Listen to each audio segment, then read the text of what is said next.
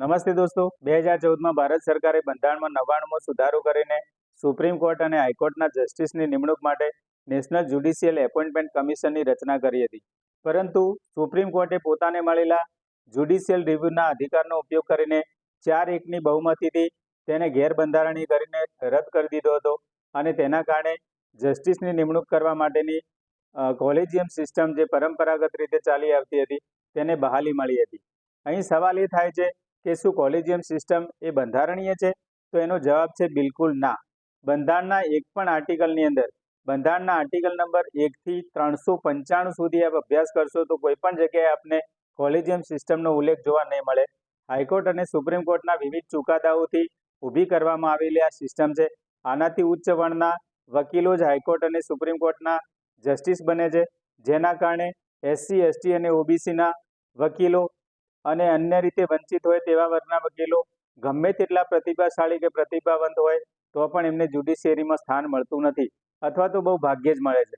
આનું એકદમ તાજું ઉદાહરણ હમણાં જ જોવા મળ્યું. સુપ્રીમ કોર્ટના ચીફ જસ્ટિસ સૂર્યકાંતની અધ્યક્ષતામાં કોલેજિયમે 9 વકીલોને પટના હાઈકોર્ટમાં જસ્ટિસ બનાવવા માટે ભલામણ કરી અને જૂન 2026ની અંદર કેન્દ્ર સરકારે આ 9 પૈકીના એક મુસ્લિમ વકીલ નદીમ સિરાજ અને બીજા એક અન્યને છોડીને બાકીના 7 જજોની નિમણૂક પણ આપી દીધી. પટણા હાઈકોર્ટમાં આ 7 જજોની શપથવિધિ પણ થઈ ગઈ.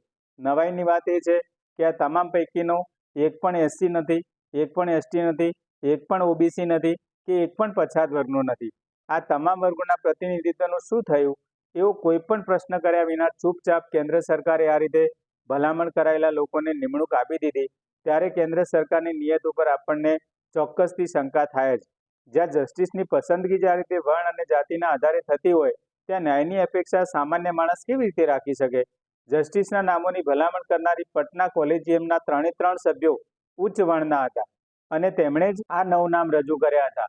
હાઈકોર્ટ અને સુપ્રીમ કોર્ટની કોલેજિયમના સભ્યો ન્યાયાધીશો માટે પોતાના જાતિ અને સમુદાયના લોકોની ભલામણ કરે એ ભારતના બંધારણના આર્ટિકલ નંબર 14, 15 અને 16થી અપાયેલા મૂળભૂત અધિકારોનું સ્પષ્ટ ઉલ્લંઘન છે. જો દેશનો બુદ્ધિજીવી વર્ગ આ બાબતે મૌન રહેશે તો આ સિસ્ટમને મોકળું મેદાન મળશે. ભારતના બંધારણના આર્ટિકલ નંબર 312 અનુસાર ઓલ ઇન્ડિયા જ્યુડિશિયલ સર્વિસ કમિશનની સ્થાપના થવી જોઈએ. ન્યાયાધીશોની નિમણૂક માટે ખાલી જગ્યાઓની જાહેરાત થવી જોઈએ. દેશના યોગ્યતા ધરાવતા તમામ વકીલોની સ્પર્ધાત્મક પરીક્ષાઓ અને ઇન્ટરવ્યૂ લેવા જોઈએ. મેરિટના આધારે આખરી પસંદગી થવી જોઈએ. હાઈકોર્ટ અને સુપ્રીમ કોર્ટના ન્યાયાધીશો તરીકે પ્રતિભાશાળી વકીલોની પસંદગી થાય તો જ તટસ્થ અને નિષ્પક્ષ ન્યાયની અપેક્ષા રાખી શકાય.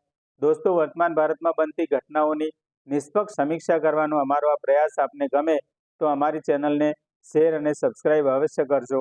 ધન્યવાદ. ખૂબ ખૂબ આભાર.